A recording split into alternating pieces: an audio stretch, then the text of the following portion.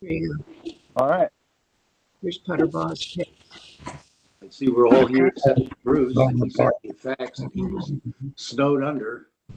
Got 5 guys out, and so he's trying to get stuff done.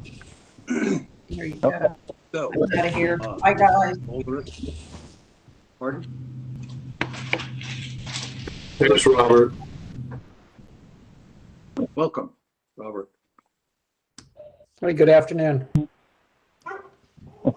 I'm having a lot with my connection here. Uh-oh. So, has everybody gotten copies of the minutes for the last 2 months' meetings? Yes. Yes. Sent out. Let's take them in order. The March 2nd meeting, does anybody have any problems with the minutes? No. No. Nope. So can I get a motion to approve them? I make a motion to approve March 2nd meeting minutes. I'll second. Stan, Yes. Steve, Yes. Chuck? Yes. The chair votes yes. Okay, that piece is out. Same deal with the April 6th minutes. Everybody had a chance to read them, and does anybody have any problems with them? I'm good. Well, good here. Good. Okay, can I get a motion? Make a motion for approval of the April 6th minutes of the Sign Erectors Board meeting. I'll second. Okay, Stan, Yes. Steve, Yes. Chuck? Yes. The chair votes yes. I have a question. Has Ms. Nichols ever sent in anything to take this off the table with Jamie? No, she hasn't. She has not. Oh, okay. Do you So I guess send her an you're- email reminding her or something? I could, sure. Is there a time limit for it to be tabled? No. Okay. Okay. So, we're done with that. Mr. Puttebar, I believe we can start with your application for a general sign erector's license. Okay. Has everybody seen the application and viewed the documentation he sent in? Yes, I have. Yes, I have. Yep, I'm good. Okay. Mr. Putterball, if you would please raise your right hand. You swear or affirm that the testimony you're about to give is the truth, the whole truth, and nothing but the truth. Please say I do. I do. Thank you. Okay, we have before us the application of Luke S. Putterball for a general sign erector's license. Any questions from the board? I just want to mirror Chuck's comments. You know, generally we don't get such good and complete applications. This is an example of a good complete application with a nice cover letter, which was impressive, and lots of pictures of both ground signs and wall signs. That was very good. Mr. Putterball, do you have, or are you planning on doing a lot of work in the Columbus market? I keep getting opportunities to do work in Columbus market. I do a lot of work with national vendors that have accounts all over. And to be frank, I thought the licensing process for Columbus was a little more intimidating than it actually is. So I've never pursued it. Okay. We're sorry we present such an image. Hey, we're not done yet. Market. Okay. But there's opportunities for you to expand your business and do installs in the Columbus market, correct? Yeah. Yes. Okay. I Are you have. familiar with the zoning code here, with the sign code? Have you done any or worked with any permitting here in the Columbus market at all? Code, so I did not read that yet. Okay. Okay. Mr. Putterball, do you do any manufacturing? We do Some manufacturing as needed. A lot of the stuff that we install is manufactured by UL listed shops. So we buy them from a wholesaler and then install install the stuff that's provided to us. A lot of the work that I do is contracted through national accounts, and they'll actually be providing the signs that are manufactured in a UL listed shop. Yeah, so, as far as actually providing the materials, we don't. We focus mostly on just the installation and the maintenance portion of it. Okay, and you have other clients other than Park National Bank?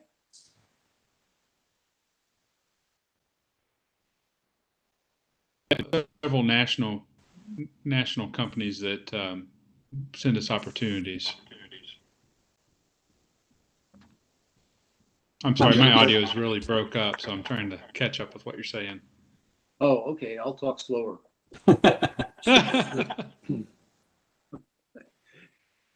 Steve, Chuck, any other questions? Go ahead, Chuck. If he verifies everything that's on the application, I'd be good for it with it. I don't know how to remember. I apologize. I lost a lot of that communication. It's really my internet must be slow here. I'm actually out of town this week, so I'm using the hotel's internet. Oh, that's not good. Yeah, really? Steve, do you have any questions? Yeah, Luke, I think I saw somewhere in your application that you did fabricate signs at one time. Yeah, so I worked with a company for 7 or 8 years when I started in, and we did everything there. We manufactured hand carved signs. We welded signs. We did wiring on the signs. We actually had a UL license at that shop for a while, but the UL kind of made it hard for small shops to maintain that license. So,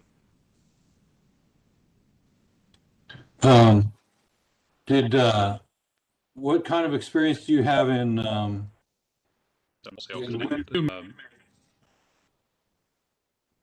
sorry. Go ahead. I didn't hear the last question. What experience do you have in calculating wind loads and determining foundation sizes, hole sizes, and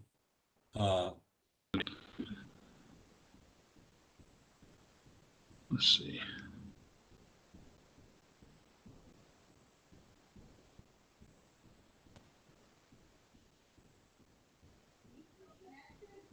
did we lose him? Yeah, I keep getting cut out. So can I call by phone and try that? Yeah, but you have to make sure you turn on your audio on your computer, or it'll feedback. Welcome to WebEx. Enter your access code Okay. or meeting number.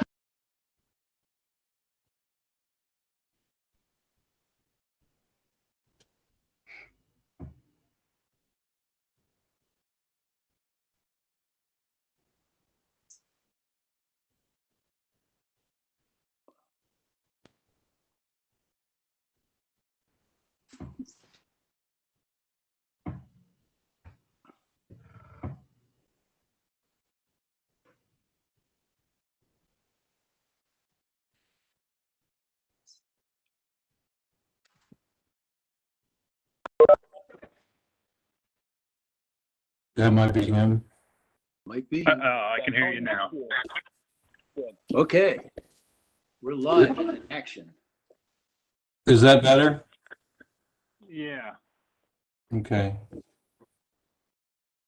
Oh gosh. I'm Yeah, sorry. you're Hang getting on. feedback now.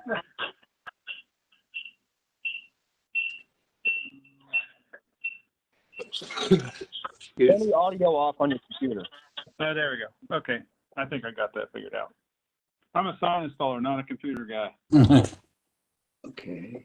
So I didn't hear the last question. I apologize for that. So my question was, talk about some of your experience in how you calculate wind loads and foundation sizes, hole sizes, and some of the structural issues that we find. Well, so I actually have a book, and I wish I had it with me to show you. And it has formulas for calculating foundation size and wind load. Typically on anything that would be out of the norm for an install, we would probably get an engineer to give us, the approval on something like a pole sign. Anything over 6 feet tall, I'm probably going to have engineering on. But I do have a book that we use, and I can't tell you the formula off the top of my head because most of my work is literally like channel letters on the wall is probably 90% of my work. But I do have the formulas to calculate the wind load and to figure the height of the pole versus the concrete footing, and whether you're doing a spread footing or a deep footing. What's the tallest sign you ever put in?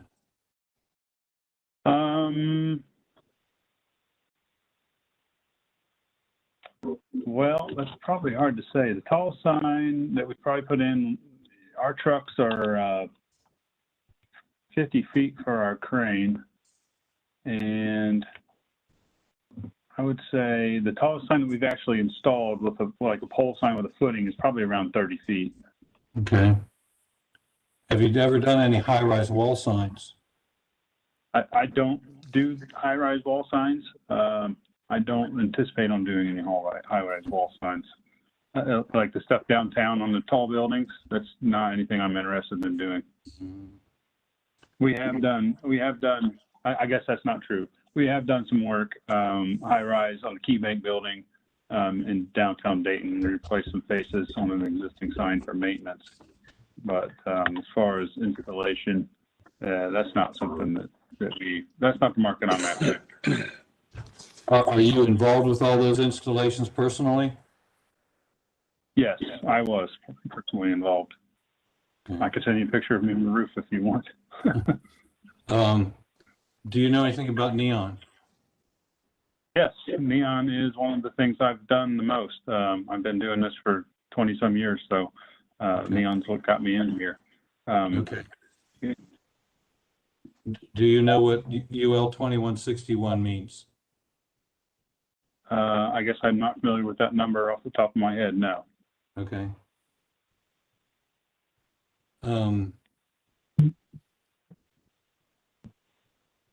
Mr. Chairman, that's all I've got.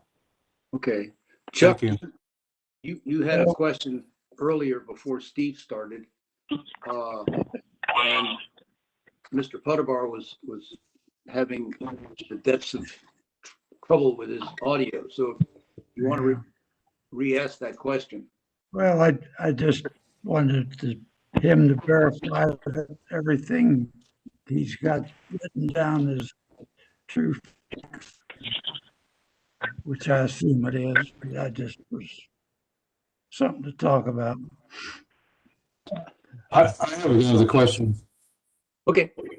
Luke, what's your experience in doing permits? I have a lot of experience getting permits as part of the business I've been doing for the last 15 years. Is a lot of it just wholesale subcontract installation, where I'm responsible for working with municipalities to get the permitting, the zoning, and then the building portion of it as well, or the electric, depending on where you're at, what they require. One more. What was your test score on your Fairfield, Ohio examination? Well, it was passing. I don't really remember where I actually scored. It was above 80%, but I don't know the final number. I'll be honest. That was a couple of years ago. Okay. Did you find it a tough test? No, actually, I didn't understand some of the questions had to do with sign installation. They had some basic zoning questions on there that didn't even pertain to signs. So I don't think it was tough, but I didn't understand why some of it was on there. Okay, that's all I've got, Mr. Chairman. Okay, if nobody has any further questions, I would accept the motion. I'll make a motion that we accept Mr. Butterball's application for general sign erector. I got a second? I'll second it. Okay, it's been moved and seconded that we approve the application of Mr. Luke Butterbaugh. Chuck, Yes, Dan, Yes. Steve, Yes. and the chair votes yes. Mr. Butterbaugh, you have your license. Great. Thank you. Jamie will give you the next steps. Okay. Will that be via email, or do I need to stay on the line, or? Actually, Tony will. Tony, can you Sorry, address that? sorry, Tony. You'll receive an email from licensing. They're doing it all online now, so Okay. probably before the end of this week, at the latest, the earliest, the beginning of next week, you should receive an email. Okay. That sounds good. I'll look for it. Great. Thanks. Thank you. Thank you for the opportunity. Good luck to you. Good luck. Thank you.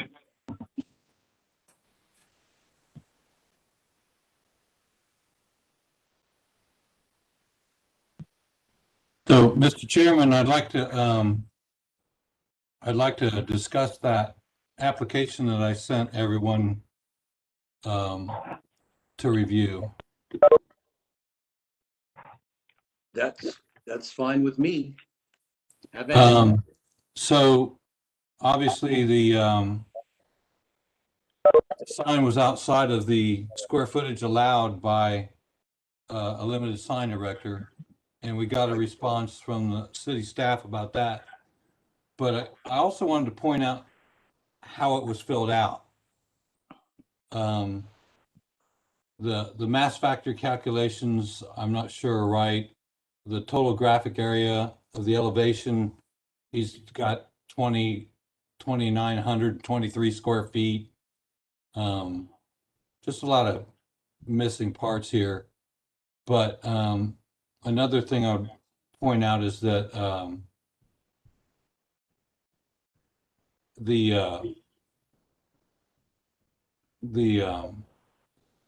COSA structural standards were referenced for structural, and this individual's not registered to use COSA, which is a different entity that I have to address as president of the sign association.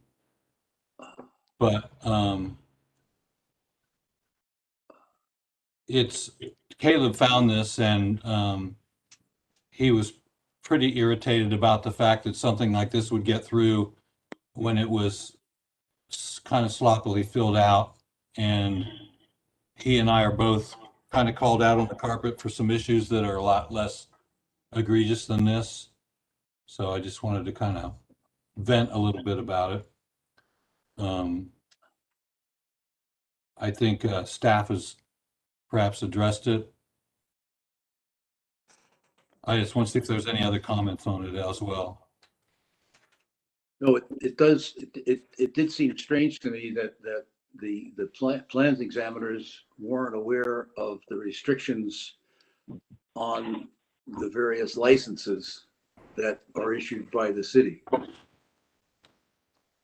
Well, Let alone if you read the email, it's not. Our intake staff handles that, and one just happened to slip by. Oh. So the reviewers that look to see if it comes to the intake staff are the only ones that will recognize or are charged with recognizing the square footage allowed for limited? Correct. So the plans reviewer won't do that at all, correct? Correct. Okay. So it's just the intake staff that needs to be flagged on this a little better. Right, and we discussed it this morning. Okay. It was just probably an oversight when they reviewed the application. They didn't put the GSC and the LSC and the square footage. They probably didn't look at that as close maybe as what it should have been. Right. So it was an oversight. I would agree with Jamie on that. Things happen. Right.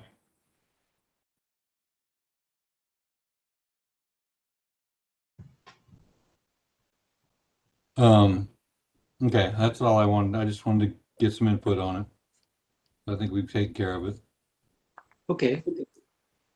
Does anybody else have anything come before the board? No, I'm good. I would then accept the motion to adjourn. I'll make that Hold motion. on, I just want to point out one thing. Yeah, so I'll that second. I just want to point out one thing real quick. Steve mentioned how the application wasn't filled out correctly, and I agree with him. I'm going to share my screen here. So here is the permit. Oops. So you see setback from the right-of-way lane. He puts 215 feet. And here's the site. So if you measure from that point to the building, that's 215 feet. But the way it should be measured is the nearest point, which is down here. It's only 155.4 feet. So that's, Steve, you're correct about that one. Yeah. And he mentions, let me go over here again. Oops, keep losing this. Setback from alley right of way, there is no alley right of way. Setback from side property line, he puts 998 feet and 665 square feet. Well, the side property line would be this line right here. You guys see that? Right. And then I suppose it would be this line, which is 435. So yeah, he needs a little bit more education on how to fill out a permit. But the zoning clearance guys should have caught that. Right. When they look at this, they go on the zoning map and they do their own measurements, which Steve, I'm sure you've been, I don't want to say lambasted, but maybe caught before for maybe not having a correct measurement. So I agree with you. They should be held to the same standard as everybody else. Well, that's true, and it's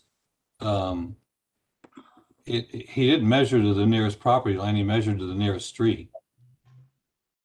Well, there are two things you have to measure. One is to the property line. One is to the street. I don't know why the setback from side property line is even an issue. You don't use that to calculate signage at all anyway. You only use the setback. The only time the side property line comes into play is when you have an illuminated sign on a commercial property within with a residential next to it. You have to be X amount of feet. You have to be 50 feet from a residential property line. So that's the only time that's needed. Yeah, that wouldn't apply to this. No. So, but my point was that a lot got past more than just the fact that he didn't have a license to pull this permit. There was a lot of other things that got by the reviewer. And I'm glad you brought it up because I was going to let it go. Well, I'm glad you brought it up, Steve. Thank you. Well, and Caleb found it because he's working on that property for another sign issue that's on that property, and that's another whole game because there's two buildings on the same property and they're trying to share signage, and so that's his issue. But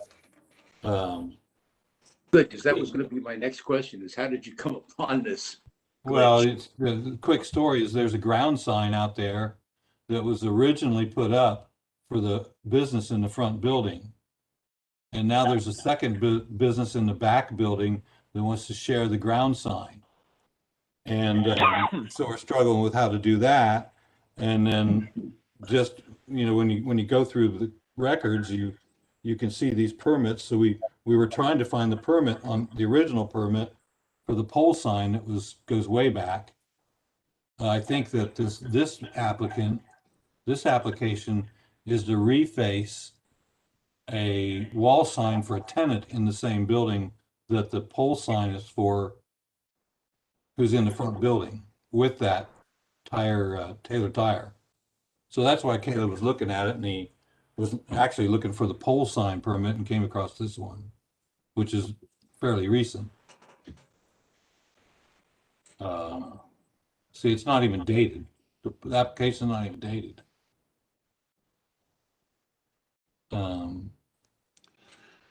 So that's how we ended up finding it. And after all that, the permit for the pole sign's not available. So I told them to do a records request to see if they could dig deeper for the permit for the pole sign.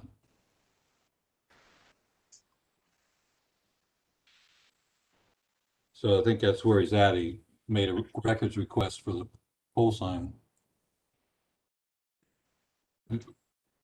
Jamie, or do you know whether a record request can find a permit that we can't see on our citizen access?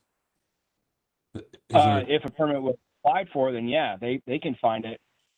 But if they didn't pull a permit, then no, they're not going to find it. But there's cases where the citizen access that we can use and search doesn't always have all the permits on it. It should. You need to adjust your search settings. I think the default for searching is maybe 4 or 5 years. So if you need to go back further than 4 or 5 years, you can expand that search parameter to 10, 20, whatever it is. Well, I tell Caleb to go to the turn of the century. Not a bad idea. And you can't miss them. So, well, I have one quick question for Jamie. Does the city have any timeline of if and when they're going to be reopening the intake counter? Yeah. For permits? Nope. No timeline? Not at all. No, sir. Okay. Just curious. You're not the only ones. We get that question daily, if not weekly. Do you? Yeah, imagine. Yeah, a lot of the board members want to bring people back because they don't like the online meetings. A lot of contractors want to come in and sit down and talk to people. So yeah, you're not the only ones that are asking. Yeah. Safety first. So well, yeah. When that gets announced, it may be very limited, and I honestly I don't even know if it's even been discussed. They're barely talking about bringing staff back in, let alone opening the building to the public. So it'll be slow before it gets going. That would be the same with graphic commission hearings, the same as well? What's that? For graphic commission hearings for the board, graphics board? Oh yeah, graphics commissions are held virtually just like this board meeting. Right. But nothing in person scheduled yet, right? No, nothing at all.